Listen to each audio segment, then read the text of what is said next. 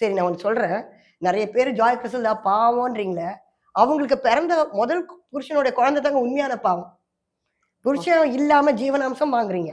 குழந்தைய தூக்கிட்டு வந்து நீங்க வளர்க்குறேன்னு சொல்றீங்க. அந்த குழந்தைய நல்ல மன நிலைமையோட வளர்க்குறாங்களா ஜாய் கிறிஸ்டல் தான் முதல் காரியம். ஒரு தாயா அவங்க பண்றது துரோகம் இல்லையா? சொல்லுங்க நீங்க. அந்த பையனுக்கு அப்பா பாசம் தான் இல்ல. அம்மா பாசமாவது கிடைக்கணும். சரி இன்னொருத்தர கொண்டாந்து அப்பான்னு பழக விட்றீங்களே. அந்த புள்ள வந்து சொல்றான் ஒரு இன்டர்வியூல ஒரு பேட்டியில சொல்றான்.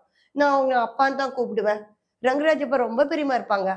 பாவமா இருக்கு. இப்ப அவருக்கு இல்லையே திருப்பி. இப்ப திரும்பி வந்து அந்த பையன்கிட்டயும் பழைய மாதிரி பேச முடியாது. ஏன்னா முடியாது. அதையும் கட் ஆஃப் பண்ணிட்டாங்க இவங்க.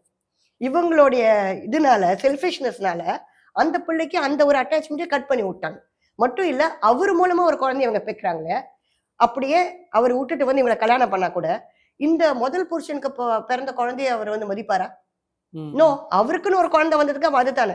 இதெல்லாம் ஒரு அம்மாவா அவங்களால யோசிக்க முடியலங்க. பணம், சொத்து. ஸ்ருதிக்கு 2 பசங்களா? நான் பெத்தா எனக்கு இவ்வளவு பணம் வருமா? இதுதான் ஏமார்க்கே தவிர வேற ஒண்ணு இல்லை. இன்வேரியபிளி அங்க 2 குழந்தைங்களும் அடிபடுறாங்க. முதல் ஒய்ஃபோடைய குழந்தைகளும் ஸ்கூலுக்கு போறாங்க, கொல்றாங்க. அந்த குழந்தைங்க கிட்ட நேரா பார்த்து பேசுறதுனாலும் டெய்லி இதை பாக்குறவங்க சோசியல் மீடியால பார்த்துட்டு இருக்கவங்க அந்த குழந்தைய பார்த்தாலும் இவங்க அப்பா தானே. இது வரும்.